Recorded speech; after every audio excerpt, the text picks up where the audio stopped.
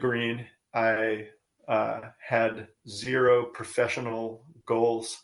It literally was 2008 when I had just graduated from college and was having, kind of a crisis of what do I do next, that I decided that I could go and be a Mafka farm apprentice to gain some skills that I might be able to use someday. I mean, like literally, I was just thinking of skills that I would use when I retired, but I was still planning on having just a regular career and getting a job. I just wasn't sure what it was going to be yet, you know? Okay. And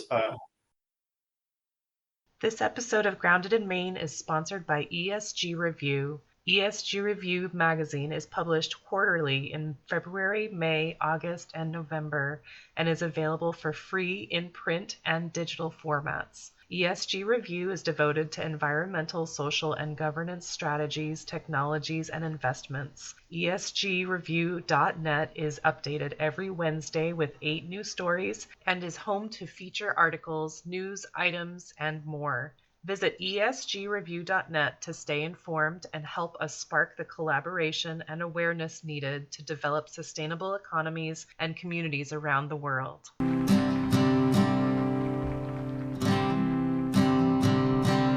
There's a place where there's no trouble, no more pain, no more struggle.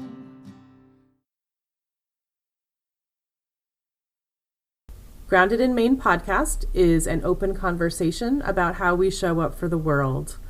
I started this podcast out of a desire to learn new ways to be sustainable because the word sustainability is big. It can be overwhelming, and I just wanted to learn, different ways to try to be part of the solution and not feel like it's too late.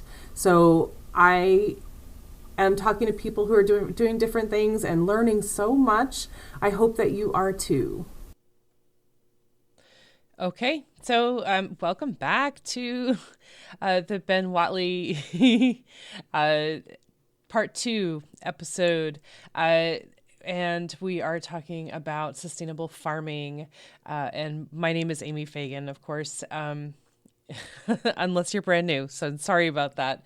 Welcome to Grounded in Maine. Thank you so much for listening. My name is Amy Fagan. My guest today is Ben Whatley. He is a farmer in my area. This is part 2. So I definitely recommend that you listen to part 1 as well.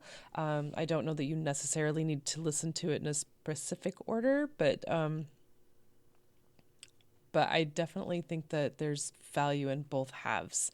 So if you are new, please listen to the first part as well. But for those of you who have already listened to the first part, this is just, I don't know. Something about Ben is just so real and just authentic. And he is just...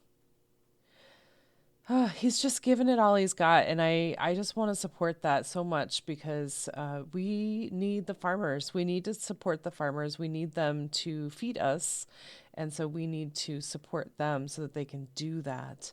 So I'm just trying to get the word out and kind of show what it's like. So he's got a few people working with him, and he also has his parents working with him, and I think his brother works with him as well.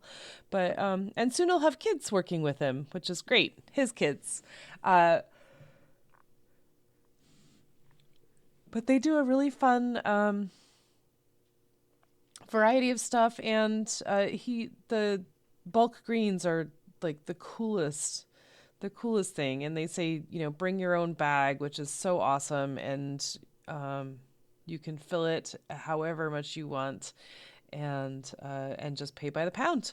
So anyway, I'm going to get to Ben. I don't want to spend too much time because he's going to be talking a lot.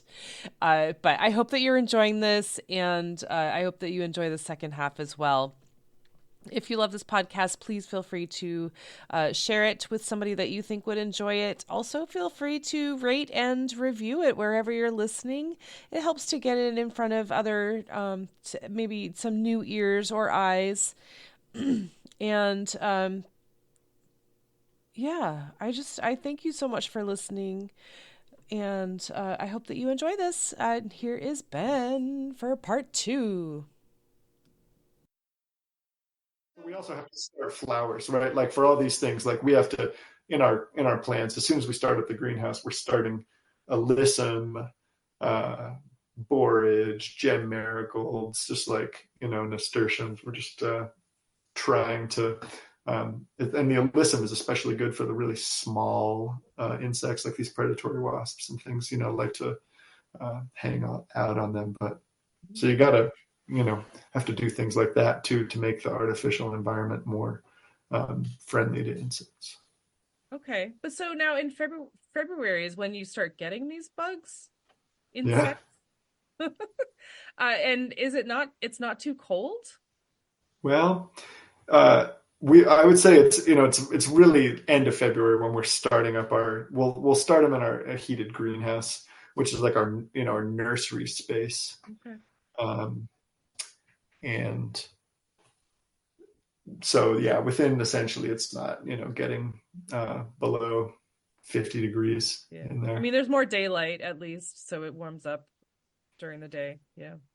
Okay. Because I'm like, well, they essentially they're starting out when these insects are really at the sort of in the nursery stage, like right next to the tomato plants, in our most sheltered, warmest spots and things. Yeah. Okay. And so now tomatoes, do you do insects for tomatoes? Because those awful hornworms. I heard that there's like is there a parasitic wasp that will lay eggs on the hornworms? There is. And it may be possible to import that, but it generally the parasitization the parasites will come on their own to hornworms, and not in the way that you don't have to do any intervention. Yeah. But when you're picking the hornworms, you make sure that if you see one that has these little white eggs on it, that you leave it, because that is, is a good thing. Those are all going to hatch, when they get done destroying the hornworm. But yeah, I mean, hornworms, some years they can be really bad. We've done a lot of exclusion. So like one thing is when we're growing all the tomatoes now, for the most part, all the tomatoes in greenhouses. I mean, I say like, it's like 85% of the crop or something. We'll have like, maybe have one bed outside of field tomatoes, but mostly they're in the high tunnels where we just get, you've got a lot more cropping potential there. Not just because it's easier to trellis and it's warmer and all that, but because you can keep the rain off of them, right? So for us that's how we can grow a lot of tomatoes. It's doing it in high tunnels, but we're able to exclude most of the hornworm moths from getting in there too. Hornworm moths are enormous. Hornworm moths? Well, yeah, they I mean, they're a huge caterpillar, right? They're a moth that's like, I mean, they're frightening. Oh my gosh. I have to look that up now.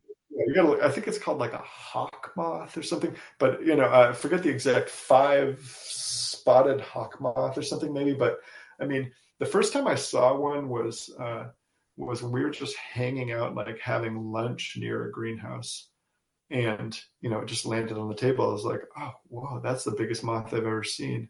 That is really interesting. Makes sense because it comes from the biggest dang worm you've ever seen. I mean, but we're able to keep the caterpillars from getting in there mostly through insect netting. The other thing is now that once you start doing uh, beneficials, some of them you actually really want to trap them in there, you know, Mm-hmm. that are really performing certain jobs. So we've sort of caged them in some cases. We don't have insect netting on all of our greenhouses, but it's really only a matter of time. I mean, I think uh, that we're finding more benefits of just being in control in that environment. Um, that we can keep for cucumbers, we can keep striped cucumber beetles from coming in and on the plants Oh my because, gosh. you can't win with striped cucumber beetles because they have the bacteria that causes wilt in their mouths. And so if you go around crushing them, then all you're doing is spreading it, on your fingers for one, from plant to plant. And you can't really do anything but crush them because, they can fly. I mean, it's just, Oh my gosh, you they're can't. awful. So, we use netting to try and exclude pests. And, that's kind of the first principle of organic pest management is like cultural practices first, right? So, everything from like, it's just how you design your crop rotation and how you design your greenhouse and soil balancing and exclusion and hand picking and all those things before you would ever turn to a spray.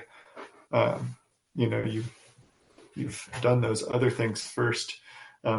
That's also the basic principle of what integrated pest management, or IPM, which is not a specifically an organic practice, right? Like it's used throughout conventional agriculture too, but that you're not just spraying blindly because you've seen a pest, that actually you've then also done all the cultural stuff. You've been taking representative samples, counting the number of pests that are there, and you know what your threshold is for damage, right? That warrants, spraying at a certain rate or something. So, it's like, and all that stuff is like, I mean, it's in books, and I mean, there's so much knowledge, information out there that that I've only scratched the surface of, My gosh. because you just mostly only have time to just sort of deal with it as it comes up, Right, you're looking up something that you need. Yeah. Sure. But yeah,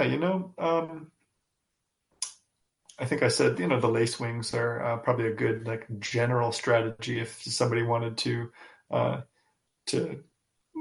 help out their garden, maybe early season if you're pushing the season a little bit, to bring out some lace wings or something. But it's probably mostly for greenhouses, because that's where you get your most problems. Okay. I mean, what would you do for Japanese beetles? I mean, I know that's like an outdoor. Well, the exclusion helps. The insect netting, Yeah. because they would come in and damage. We have had a lot of Japanese beetle damage on basil, for example. Like, I mean, to the point where it actually really decreases the vigor of the basil. Like not just, I'll pock fill a hole so nobody would buy it, which is obviously a big problem for us. But also, it's so much defoliation that the crop is kind of impacted. Yeah. So, if you're growing that in a way that in a place that you can use this insect netting, like even a low tunnel, let's say just like some hoops and, over the basil that you have in your garden, with this insect netting. The stuff that we use is called Protect Net. But it can be a really good strategy, because I mean, I would imagine that Japanese beetles are just after like anything that they can land on of a certain group of crops, but they eat a lot of different crops. So if your basil is covered, then maybe it is just going to go over to your grapes or some other thing and eat the leaves, Or but that green might, beans or raspberries. for sure. Trying to think of what they attacked last year. But some of those things you might be willing to, to sacrifice. Like maybe, the raspberry leaves, the plants will probably do fine, compared to your basil or something. So I don't know. I mean, if, Japanese beetles, like, I don't know of any beneficial insect solution Yeah, necessarily, because they're pretty big, and so most of the things that I'm knowledgeable about with the beneficial insects are very tiny insects that deal with very tiny pests. right. I've Japanese beetles. My parents have grapes in their yard, and they're out there with the cup of soapy water and just knocking a ton of them in there and that kind of thing, just to just to keep it down to a reasonable level. Yeah. Damn. That's yeah, Japanese beetles are just mean. But I know they're just doing their thing, but Well, I hey, I mean, we all got to eat. yeah, right? I think that's wild about the aphid, like just the aphid specifically that you were saying, you need to be specific about the species Yeah, specific about the species of aphid, because it matters. Like it's not yeah, like the beneficial insect is going to go after any aphid. It's just one specific type of aphid. So if you have a different kind, that bug is not going to do it. yeah. Huh. The specifics are it's kind of everything sometimes with I mean, if you're really trying to drill into a solution, and so it depends. I mean, if I didn't have to, if I could just let that lettuce go every year and say, oh, okay, I'm not going to try to grow any lettuce in April anymore, then uh or May, then maybe I would decide that as a home gardener. Maybe I would say this is a little bit too much fussing just to get some lettuce in the off season, but Right. that's what we do. As since we're trying to we're trying to grow and sell people crops when they want to eat them, and we have never yet in the several years that we've been trying to to market vegetables year round, or maybe it's been 7 or 8 years now, but we we have never had too much lettuce, even like one week. There's it's just, that is like the most popular crop. I mean, spinach, arugula, those are great crops. Uh, but they're much easier to grow in the winter for us than lettuce. So we're always just scraping for more lettuce. Never enough.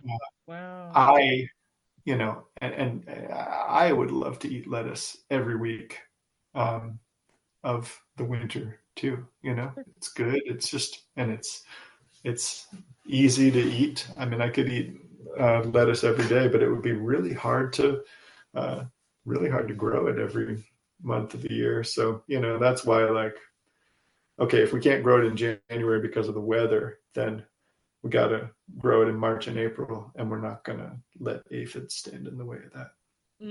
Right. Well, so I do have a question about home gardening though, Ben. So Yeah. you said aphids in April. So does that mean that if you were to plant your lettuce as a home gardener, if you were to plant like your lettuce or whatever in May, are you going to avoid the aphids? I would say pretty much, because aphids don't really seem to be a major pest in even just like field growing or outdoor gardening. At least not this type, which is the green peach aphid that's on lettuces and arugula, and the really delicate greens that don't just collect on the underside, and it's really be a problem on those type of crops, especially early in the season. But that's kind of early in the greenhouse season. So in the field, one thing that is aphids, if you do have an outbreak of those in the field, they also tend to get washed off by like a heavy rain, in a way, like, since most of our irrigation is, well, none of our irrigation is as strong as a strong rain, and it's all very gentle. And a lot of that is because it's very small equipment that's really focused on efficiency and conserving our limited water resource.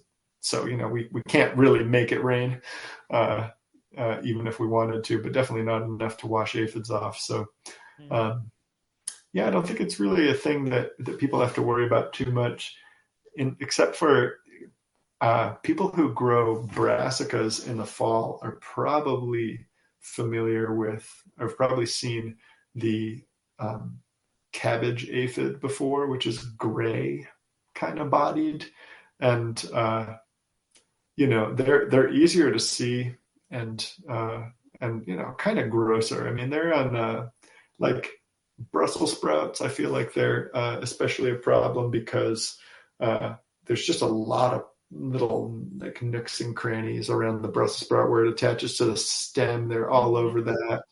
But they can be, problems on kale and especially also. So that's one that we see outdoors sometimes, towards in the fall. But yeah, and I mean for the most part, surprise, surprise, things in an organic garden are just like a little more imbalanced when you're just doing it in the season when things want to grow. Right. It's trying to extend the season where there's some things that you just have to work around, and more interventions that you have to make just to kind of replicate some of the services that nature is providing you in the summer. Yeah. Well, but then I'm thinking also along that same line, but like squash and cucumbers with those cucumber beetles. If you were to plant them a little bit later, or, I mean, I know you're saying the like row cover or insect netting. Is that like that's your best? Yeah, it probably is. With that one, it probably is for cucurbits, like the cucumber beetles and squash bugs are going to be problems the whole growing season. Anytime you could plant it, and we'll do. We have done 2 or 3 successions of planting it at different times every year, just to try and have the crop available for longer, for all the years that we've been farming, and that's kind of always a factor. Even on the late plantings, it's still really really a factor. In a way, there's more pressure the later you wait to plant cucurbits. They're, at least on a farm where you're growing a lot of, say a lot of that crop, there's more pressure. There's just more cucumber beetles and squash bugs in general that are out there. And the plants also tend to, if we have like humid conditions in August, that seems to be the thing that, combined with that bacterial wilt, is just like kind of melts the plants. Like the perfect storm. Yeah, so it's when the meltdown occurs. We used to have major meltdowns of basil too. Just for example, when there's a strain of mildew. It's called basil downy mildew that blows in from the south, and as soon as weather turns humid, like in August, it's just like basil meltdown. If you're growing the old uh, susceptible varieties, so just like regular Genovese. So there's been a lot of breeding for resistance, to those mildews, and we grow and offer as seedlings for sale to customers now, like the one's called Prospera DMR, which is downy mildew resistant. Oh. Yeah, I can just say one thing, about our seedlings on the farm, which is the thing that we are really passionate about, is helping people to grow their own, right? Like I love that. That's, a major commitment of ours. I don't ever like think, oh, well, if we sell everybody their own tomato plants, they're not going to buy our tomatoes. Be like, well, that is not a concern of mine. That is like, I mean, if we help somebody to grow tomatoes, then, I've done my job. Right. And if we, if we uh, need to shift our crop mix a little bit, whatever, then, so be it. That's not a thing I'm concerned about. But and they're still going to buy your tomatoes. Hey, well, I mean, they are, because we're probably going to have them longer, than most people have them in a home garden anyways, right? So, but like the thing is, like, we sometimes sell some seedlings with some pretty wonky names, because that's like in the commercial business, a lot of times, things get released with very like jargony kind of names, because it's an acronym that means what the disease resistances are or whatever. Right. It's a tomato called BHN 7469. This is so hot, just out of Rutgers, and like whatever it is, like. But we just go ahead, and once we have tried something on the farm and found that it is either unique or elite in its genetics, like if we're growing it on the farm, that's what we're going to offer as seedlings. So it's like, it's our selection, but it's also like field tested. It's like, hey, if you come to our farm and you're on your way back from Maine to Boston, and you want to pick up a bunch of seedlings, like I don't know if we can really help you. Like, we're in Topsom, Maine, and we sell in Brunswick, which is the town next door. So if you're within striking distance of there and you're in the same climate as us, then we can talk, right? Because like we're bringing our growing experience to what we're offering here and tailoring it to that, as far as what will do well in our area. I love that though, because you're testing it. Like it's not like you're trying something that, I mean, there are so many fancy names, and there are so many like beautiful looking tomato packets, and you can try whatever, and it's not going to come out as beautiful as the packet, or you're going to have some bug or some critter that's going to eat it or whatever. It's not going to come out exactly as it's expected. But if someone has tested it and started it out in a really robust way, so that it has a really good leg up on the growing part, then it will you just have a better chance of success. Yeah. And like we don't so we don't have every variety, right? I mean, I don't know, heirloom tomatoes, like we don't have 50 of them. We have like 8. Yeah. But it's because we want to have the best Brandywine type. We want to have the best orange. We want to have the best yellow bicolor and the best purple tomato, and not necessarily every one that you could have. Oh my gosh, those yellow ones are so good. Right? Yeah. So. But yeah, I think that's important. I mean, you don't have to have every single one. You just have to have the best ones. And, if you have all of them, then it's just extra. I mean, Yeah. I mean, there is so many, you can, sure, you could do all of them, but it's just a lot. I mean, why not just focus on a few really good ones? You don't have to have all of it. Too much choice, can be really overwhelming also, but uh, Sure. that, yeah, like that, like a seed catalog can be really kind of deceptive, and I feel like it's only now that I'm finally getting to be like reading between the lines a little bit Mm. more and kind of knowing what we're looking for. I mean, it used to be, God, we opened up the seed catalog and everything seemed possible, you know?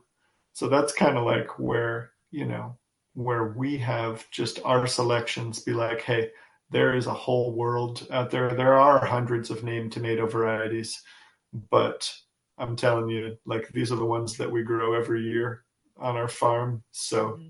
you know, like, uh, good luck to you.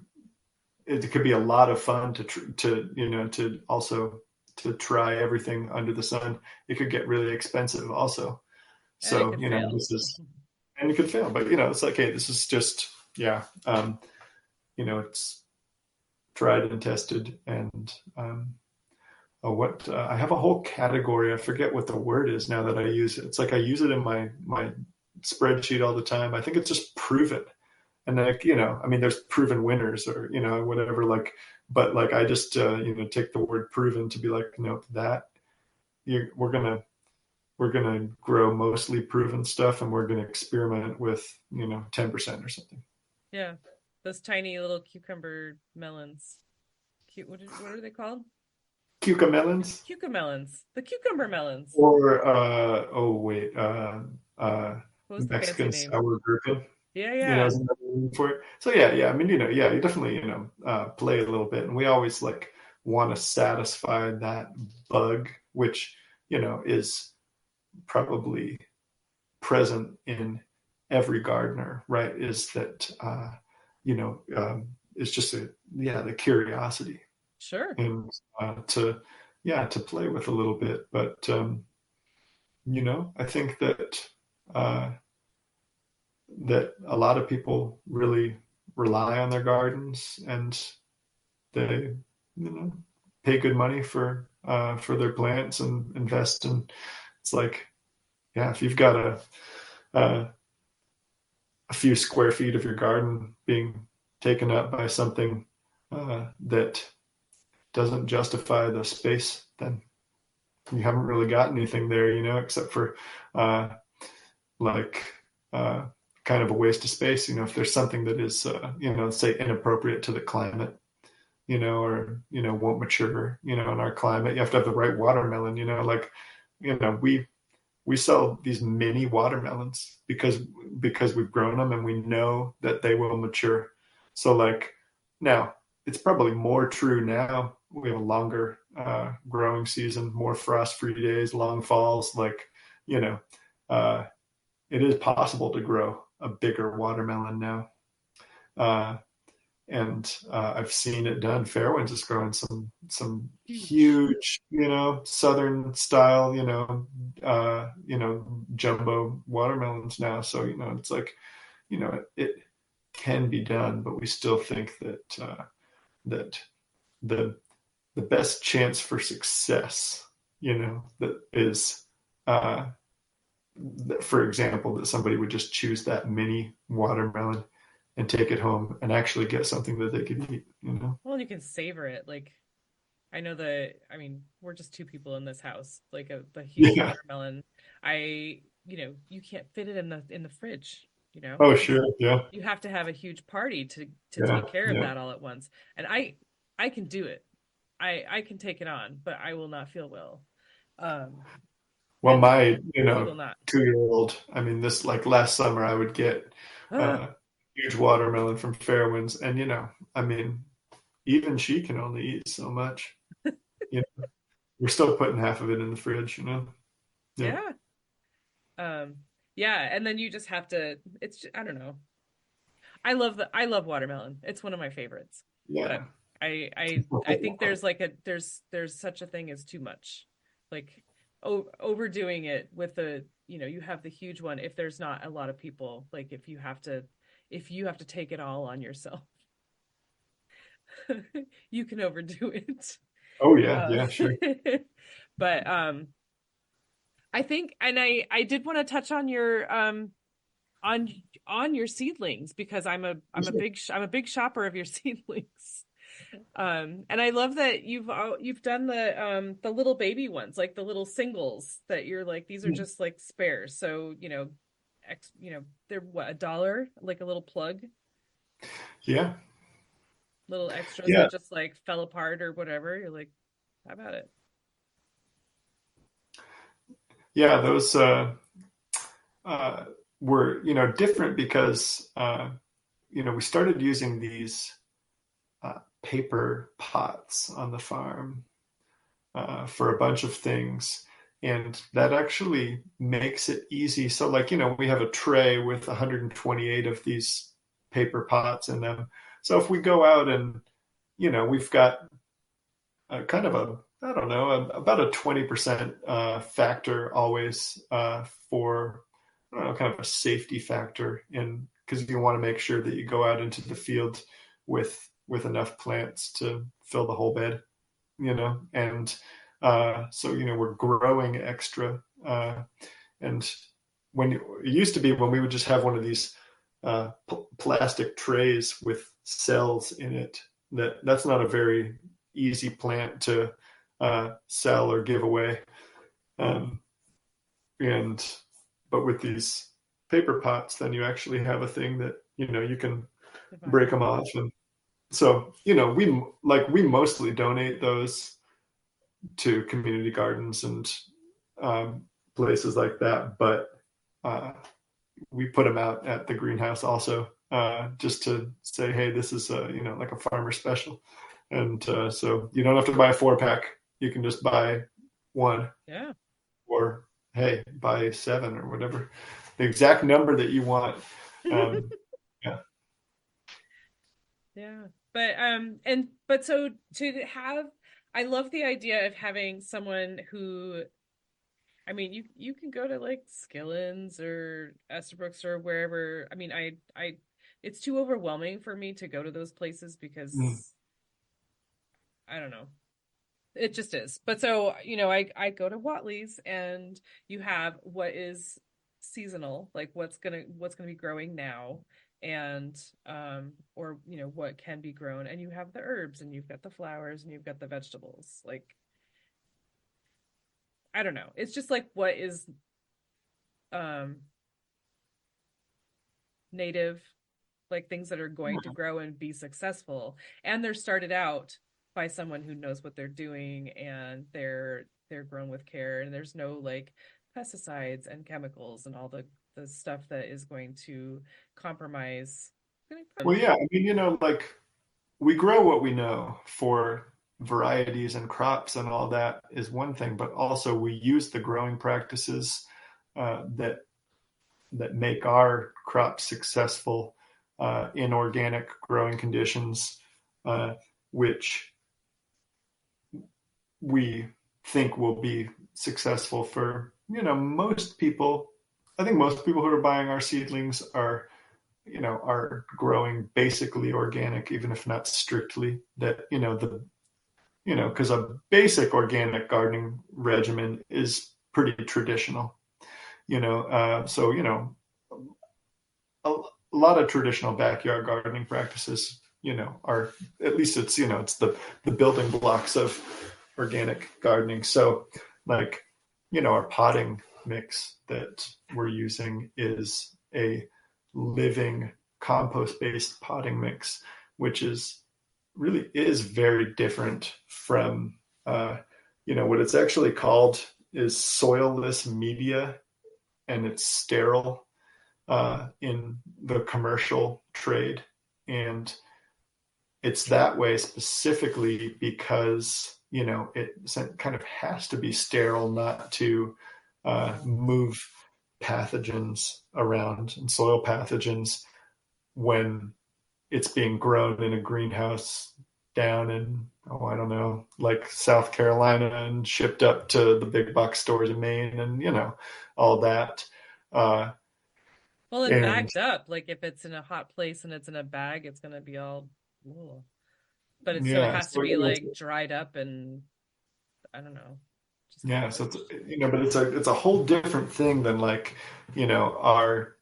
our mix, which is based in living compost and with peat moss and perlite and a lot of components that it does have in common with commercial mix, pro mix, the peat moss and the perlite, the things to lighten it up. But it's sort of a similar idea to in like in chemical and conventional agriculture, it's make everything sterile so that nothing bad can grow in it. And in organic and living agriculture, it's no more life.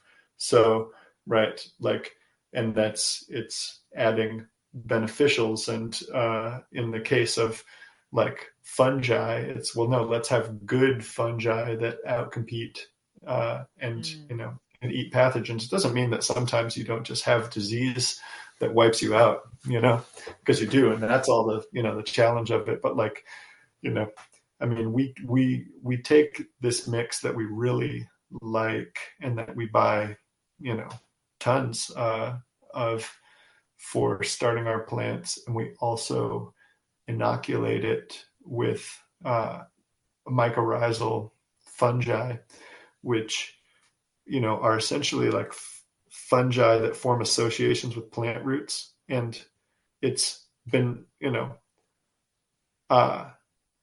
widely known and kind of popularized that like they have associations with trees. That's when like you can learn all kinds of things about how trees need mycorrhizae to help them thrive and get nutrients and even water, from the ground. They're like attached to the roots and then form these networks that connect with other trees and all this, there's some amazing stuff about that. But also like, 80 to 85% probably of most of the garden crops that we grow will form associations with mycorrhizae and do better.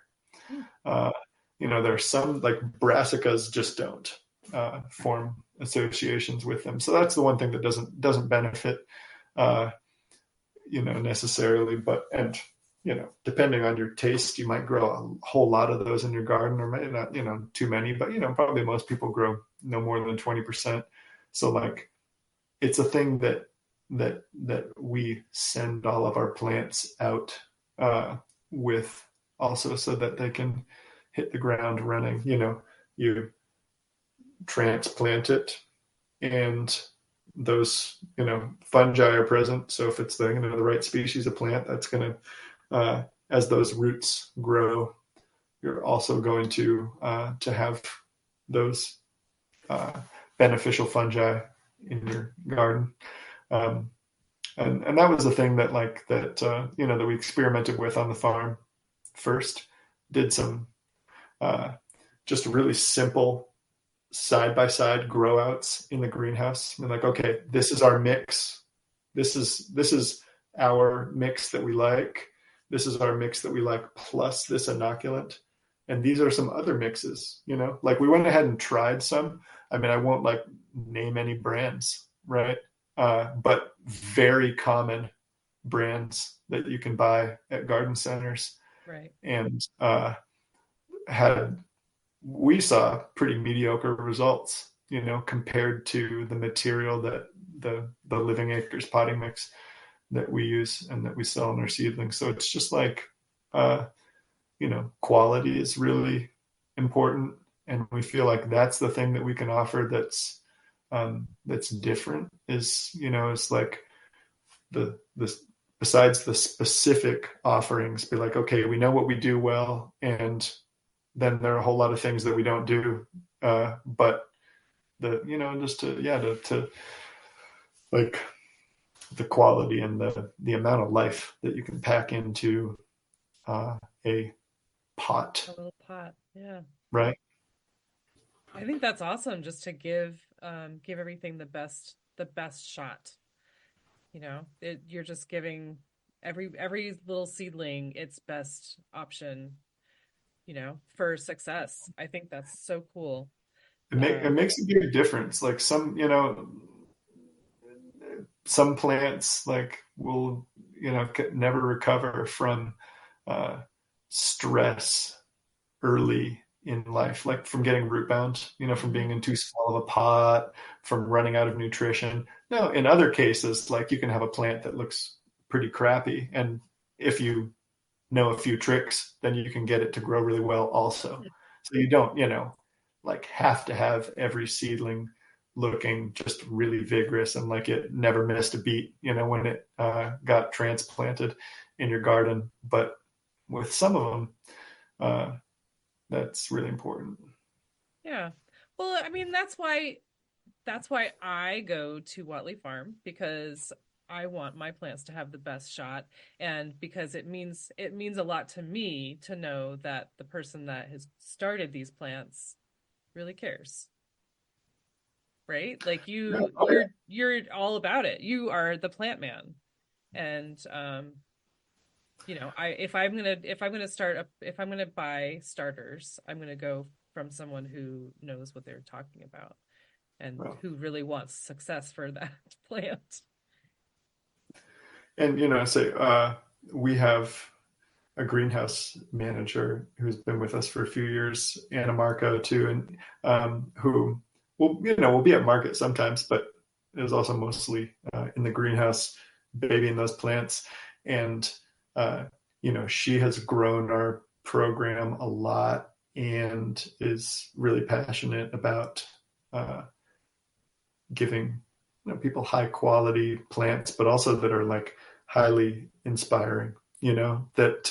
So a lot of our expansion into to more like herbs and flowers, for example, it's really come from her curiosity and commitment to testing some new stuff. That's awesome. So I mean that, and I guess like that we have some really good greenhouse helpers too. I could say we have one volunteer, Mary, who's she's been coming with us like once a week. I mean, she does all kinds of other work with us on the farm and everything, but during our greenhouse season too, we have a lot of good hands on seeding and patting the tomatoes on the head, which is a thing that you actually have to do to make them strong. Like, I mean, to make the stems more bullish and strong, we actually, I mean, I'm going to show you on camera, like we go through and are just brushing, and really, it's like strength training for tomatoes. Huh. I know that sounds kind of weird, but like you could do it with wind, like if you had fans, but I don't think it would be random enough. So, so we try to do it by actually just getting in there and touching all the tomatoes, like that's multiple awesome. times a day. I mean, that's just kind of part of what we're doing while we're checking out tomato plants. Is we're not just like, we're keeping our hands busy. You're not looking at them, you're touching them too. We're also touching them. You're literally hands-on. And we play them lots of groovy music also. That is, yeah. That's great. I mean, I mean, one of the many reasons you're my favorite farmer. But so I just want to make sure that so people that are listening, so I know you'd mentioned a couple times Mafka, and so Mafka In case you're wondering, it stands for Maine Organic Farmers and Gardeners Association, right? The A is Yeah, association. Okay. And so that is the main, it's the main standard. Do you want to talk about MUFCA for a second? yeah, yeah. Well, sure. MAFCA is it's an organization that was founded over 50 years ago, in the early years of even just the national organic gardening, um, and farming movement. So really like early 70s, I forget, it might have been 72, um, or so, but then they started also the first organic certification program in Maine. So before the USDA, certified, MAFCA started doing it in the 80s. So they've always been a leader in just the knowledge base and the political advocacy around organic in and they're looked to as a national leader. Their organization has also really expanded a lot to provide a lot of professional services to farmers and education to home gardeners and homesteaders. I mean, MAFCA has, I think, 40 employees or so now, and and in my work as an organic farmer who's certified, but also who is, has been mentored and is mentoring and working on the food access programs and stuff. I mean, I'm like emailing with people from MAFCA every week, almost all year long, like many, many people, but also my partner works for MAFCA, does fundraising, Laura, she's and membership stuff. So, I see some of them on like Zoom cameras, also in our house. Oh, I didn't realize she worked for MAFCA. Yeah, she does. Yep, she's done this for a few years. She's has worked for MAFCA, and very handy. It's really great. So let's see. MAFCA does this really amazing work, and they're really generous with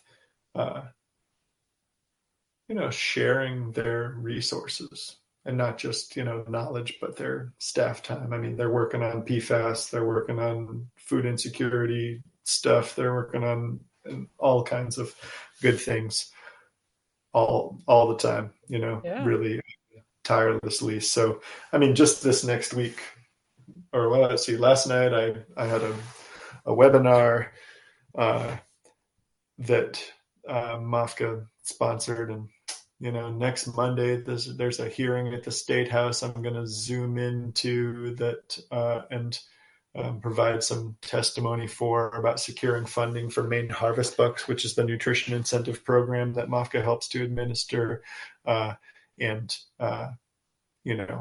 probably will get some agronomy advice from MAFCA at some point there, and then we have a listserv too, which is it plays a pretty big role in my professional life. Just this email list, right, with a few hundred farmers on it. I mean, you really can get a lot of good advice and just support, through that. So it really does make us feel pretty connected. It feels like in the organic farming movement in Maine, especially, just a lot of solidarity. That's so great. I imagine that those email threads were pretty busy this past summer. Oh yeah, I mean, it was doom and gloom for a while. Yeah. Well, I say pretty much the whole time, except for a few weeks in September when everybody was like, "Oh my thank God for a chance to bring in some of these fall crops, get some cover crops planted, and do things that were really I mean, too much rain is there's not a lot that you can do. Yeah. I mean, I was looking at Instagram feeds for farmers, and they were like in soup, the the gardens were just like muck. And obviously nothing can grow in there, and it's hard to even get in there to walk and stuff. So that Yeah. was, I don't know how you guys did it, like how anyone was able to grow anything. That's pretty amazing that there was food available. Well, a lot of it is, I think, from the adaptation, has been towards just more and more redundancy, more and more backups. I mean, we planted lettuce 38 times. We planted arugula 42 times over the course of the year. We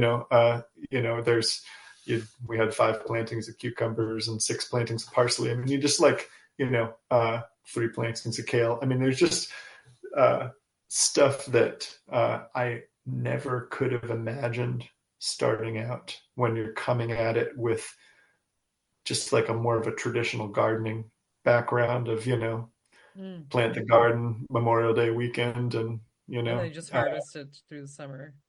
So which like, I mean, it's not that is not a perfectly fine gardening strategy, but you can't survive market gardening that way because we've only got these weeks to make the money. And so, the reason we're planting, the, arugula 42 times is so we can have a pretty good chance of having some that we can harvest on Monday and Thursday of any given week during this long period and all this, staggering stuff. And it gets the more, more problems that you have, the more complicated that gets to try and get around them. Sure. But I mean, it does, it really helps, but there's a lot of, there's a lot of waste. It would, well, not waste, but overproduction involved sometimes in order to make sure that you can withstand losses when they happen. Yeah, I think it's got to be just like par for the course, right? As for a farmer. Yeah. And like you just we have some really good relationships like with the Merrimack Gleaners, in the summer, right, in the heat of things when we're planting multiple times a week and doing that kind of thing. We have the Gleaners picking up donations 4 times a week. There's the 3 markets that they're there at. And during the main growing season, for probably 6 months of the year, we have a weekly pickup at the farm. So that's, and they'll go out in the field and they'll, get stuff. And they do this, with most of the farms around here, and Growing to Give, of course. And like, so like, that system and that just like regularity and reliability for that feels really good for us, because like we know that we can overproduce, and it's just like we're producing for a whole nother huge customer base. It's like, oh great, no, I'm glad we're going to have a lot of extra of that, because there are so many people out there that could eat it that we're not reaching. Yeah. So we need it, and the Gleaners make it so easy to have a really big impact. And like, I think the fact of it is, at the end of the day, like it has to be easy for farmers, because you just can't. Otherwise, we wouldn't be able to afford to distribute the stuff ourselves. We have to have a volunteer come to the farm. Right. Because in the height of the season, we can't afford the time to load that up, drive it, go drop it off. It's just, not sun up to sundown. Yeah, not that we couldn't do it once and feel good about it, but we couldn't do it 4 times a week. Right. It's just at the end of the day, like you need that support. Just be like, okay, what's our regular time? Great. We've got a thing in the calendar. We're just doing it. They know what they're doing. Everybody's just, rolling along, being, really efficient, growing a lot of food, distributing a lot of food, Amazing. getting. What a gift. My gosh.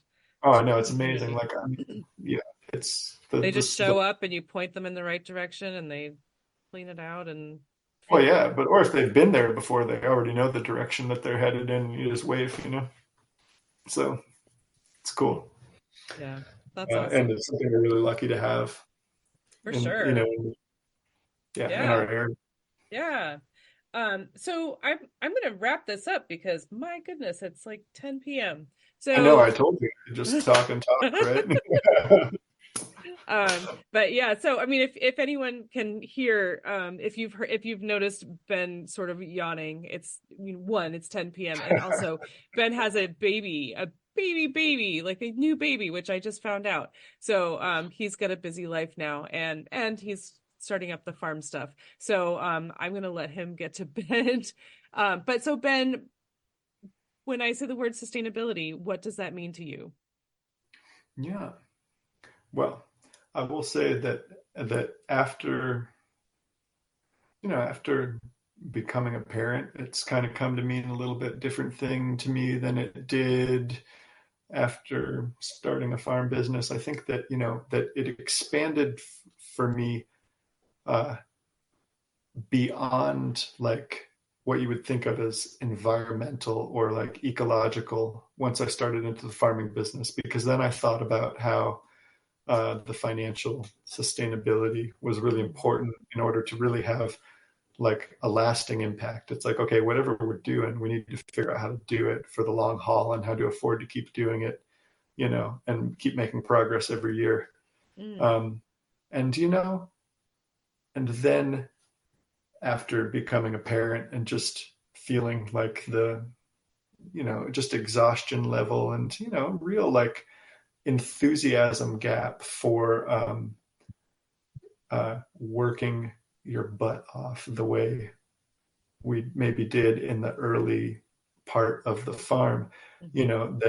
that the sustainability kind of comes to encompass more like just balance, right? Like, oh, okay, for me, sustainable Yeah. is sort of comes to mean more like enough, like what is enough, and for uh, for our farm, for life, and so yeah, that the sustainability.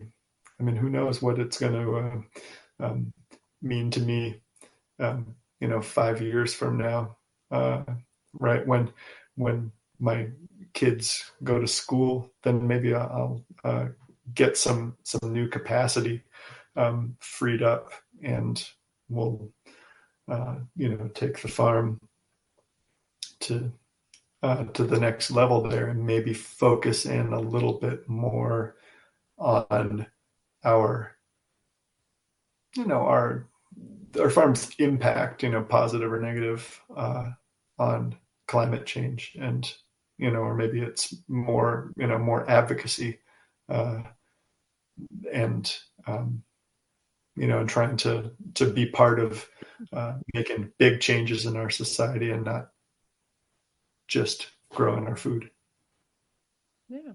Well, I think it's beautiful to reassess. I mean, having a child and then having two children is like that's a big it's a big change. And I mean, now like real priorities on the farm rather uh, than getting bigger or something is like, well, uh, let's uh, let's get more profitable so that we don't have to spend as much time or as much stress in to do the work that we need to do.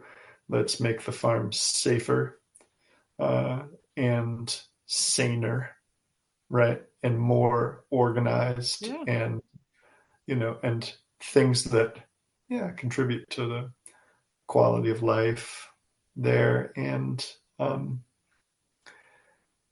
make it something that's easier for like little kids to participate in as they get into that stage. And I mean, it's, nice that they can eat our potting soil. Um, it is, is non-toxic. And Evie definitely does. She's taking a nerve for sure. Oh Well, my she gets in gosh. the mixing tub and, yeah. Well, uh, yeah, Amy, I really enjoyed talking with you, and Same. just it's fun to. I know I go on and on, but it's like if you give a farmer a chance to reflect, you usually get more than you bargained for because it's such a sort of action oriented line of work that when Yeah. you sort of stop to slow down, you can uh, and you get to thinking. Yeah. Well, but while you're doing all these things, I'm sure your brain is working. Like you're thinking about stuff while you're working. There's just not a lot of time to talk about that, to Yeah. really do a lot of reflecting.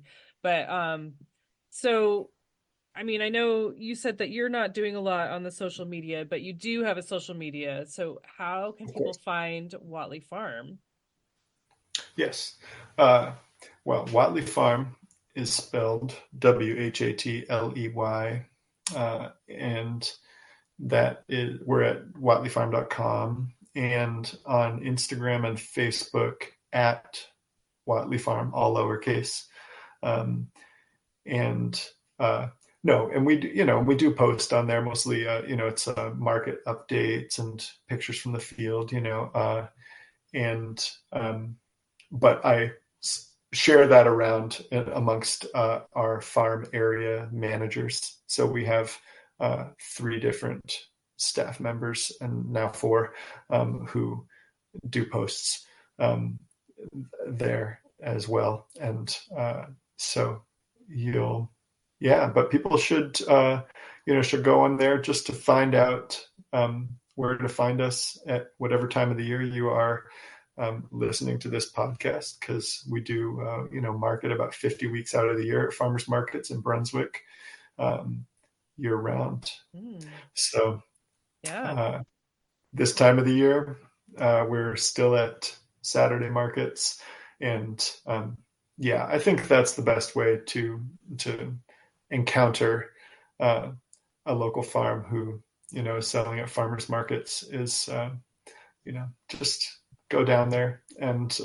And meet them. talk to them. Yeah, exactly. Yeah. Yeah. And you can also, if you go to the website, make sure to sign up for the newsletter because there are regularly new recipes that Anna's developing.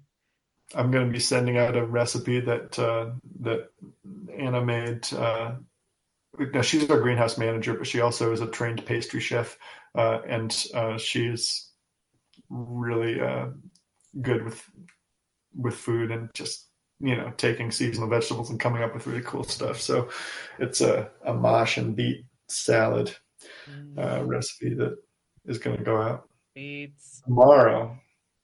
But by the time you're hearing this podcast, it'll be something different. So, but yeah, go ahead and sign up for our email on the website.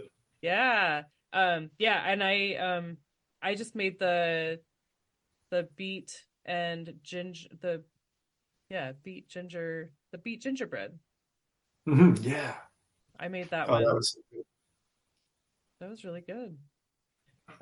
It was so cool that it was had so much beet grated beets in it, but you can't it just like dissolved. It was very cool. So there was like no beet texture, no beet flavor, but it was really it was delicious. Very, very good. Nice job, Anna. Hey, Um well, thanks. but yeah, so definitely sign up, go to the website, sign up for the newsletter because you'll get really cool recipes and healthy recipes. Um and check them out on Instagram and Facebook because they're always posting really pretty pictures from the farmers markets and the gardens. But Ben, thank you so much for all of this that you've shared. So it's all just such great information, and it's so good to hear from a farmer because I haven't had a farmer on here yet. And Yeah. I want to be a farmer, but like I told you before, I don't like the heat, so I'm a bad farmer. Um, So you are hardcore, and I appreciate that. And you love the plants, and you take good care of my plants. So, but thank you so much for all that you do, for feeding your community, and for taking care of, for taking on the like less plastic and just growing healthy food, man. Thank you, Amy. And yeah, I appreciate your support of the farm throughout all these years, from when we first met, which must have been pandemic, right, where everybody was scrambling to find ways to get food to people. And we were distributing at the pickup that you were running at Merry Meeting Kitchen. And hey, it's been a long road to get back to the kind of experience that we can all have and enjoy right now, at least, right, where we can go and actually smile at each other and have nice conversations, and connect with people over food. So I think we all learned that is a thing that is not going to be possible in every moment, right there. Is that we could lose that for a while. So let's make the most of it and and connect with community, like farmers markets, right? They say you have so many more conversations than you have anywhere else, and it's really true. It's a good place to go and to kind of charge up that battery and feel connected. Oh my gosh, absolutely. I mean, talking to the farmers, they can give you their favorite recipes to use, whatever foods you're buying. What would you make with this? What, I want to buy this, what would I make with that? And, they would share their favorite recipes or whatever, but you'll also run into your friends. And my favorite is when I'm standing there and a customer is asking me a question, but I don't even have to answer it because there's just another customer there that answers it for them. And then they're having a conversation and I'm like, what am I, chopped liver? Nobody even cares what I have to say anymore. But, that's great. When people just take it upon themselves to just share what they know and what they're passionate about, and then become friends. Yeah. I love it. Awesome. Food and farms, it's a connector.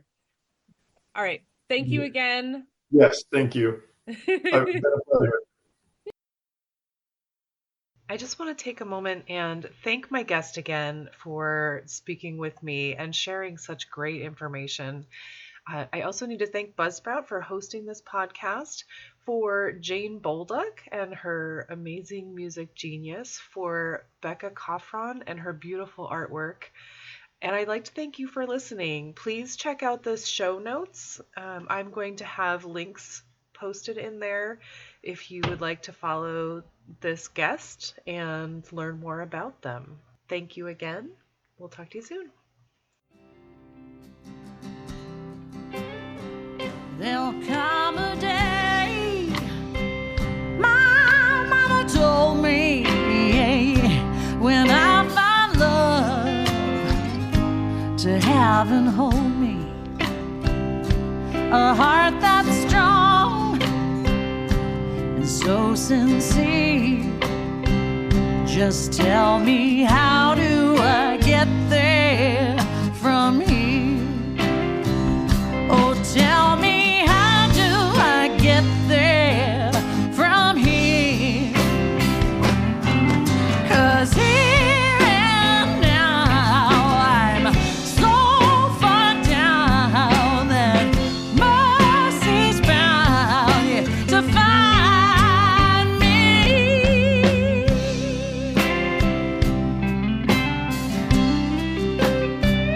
We'll find a way to soothe the sickness, we'll heal the ache with sweet forgiveness. Wages of war will disappear. Just tell me, how do I get there from here? I wonder, how do I get there from here? Yeah, 'cause here now I'm so far down, and mercy's bound here to find me.